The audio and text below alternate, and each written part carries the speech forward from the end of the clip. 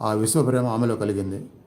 ఇలాంటి వాళ్ళ జీవితాల్లో మీరు బాగా తరి చూసినట్టయితే అప్పుడు కొంత అర్థం అవుతుంది.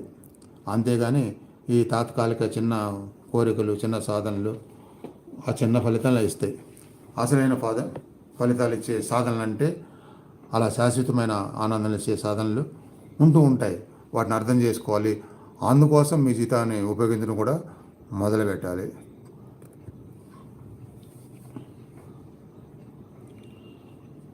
731 నామం. ఓం ప్రేమ్ కర్తే నమః.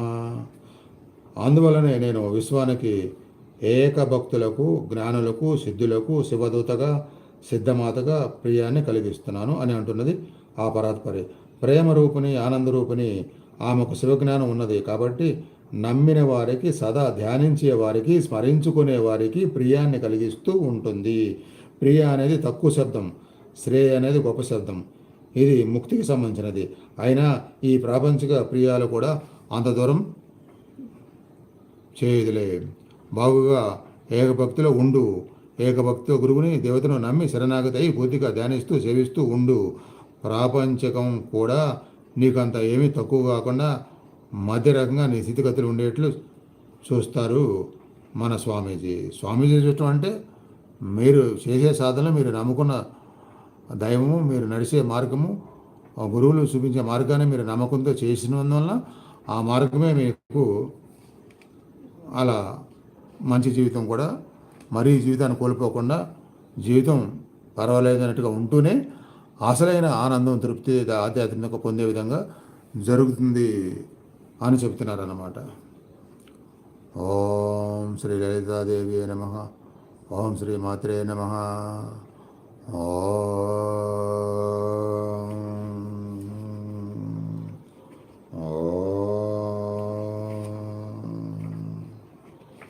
తదుపరి నామస్మరణ వివరణ రేపటి నుంచి. ఇలా ఇప్పటికీ చాలామంది అంటున్నారు, విష్ణు సహస్రనామాలు రోజు చదువుతాము, లలితా సహస్రనామము చదువుతాము, ఆయన అనుకున్నంత ఫలితాలు లేదు అని అంటున్నారు. అలా అనడమే కాకుండా అంతకుముందు మా జీవితం బాగుంది, ఇలాంటివి మొదలుపెట్టినాక ఏదో నష్టాలు జరుగుతున్నాయి, కష్టాలు వస్తున్నాయి అనేవాళ్ళు కూడా ఉన్నారు.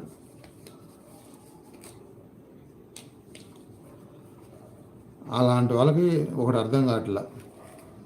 మీ జీవితాలు కష్టాలు వచ్చే టైము వచ్చినప్పుడు ఆ కష్టాలు మొదలయ్యే ముందుగా మీకు తెలియకుండానే మీ యొక్క మనసు భక్తి వైపు వెళ్ళి ఆ సహస్రనామాలు చదివే, పూజలు చేసే భావాన్ని, ఉద్దేశాన్ని ఆ పరాత్పరి మీకు కలిగించి అవి మొదలుపెట్టించి, ఆ కష్టాలు వచ్చే ముందుగానే అవి మొదలుపెట్టించి, అవి మొదలుపెట్టినందువలన వచ్చిన కష్టాలు అంత మోతాదులో రాకుండా తగ్గట్టుగా చేశారన్నమాట. ఇలా అర్థం చేసుకుంటే మీ అవగాహన లోపం లేకుండా, భయాలు లేకుండా, అయోమయంలో పడకుండా అలానే కొనసాగించగలుగుతారు. ఆ పూజలు కానీ, ఆ సహస్రనామాలు కానీ చేసేవాళ్ళు, ఇలాంటి భయాలు ఉన్నవాళ్ళు.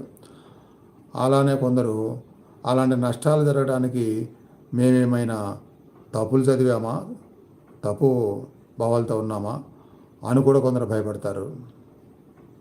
మీరు ఉన్నదాన్ని ఉన్నట్టుగా చదివేటప్పుడు ఏదైనా పొరపాటు పనులు తప్పుపోతే పోవచ్చు. అంతేగాని మీకు తెలిసి కూడా, మీకు వచ్చి కూడా కావాలని తప్పులైతే చదవరు కదా.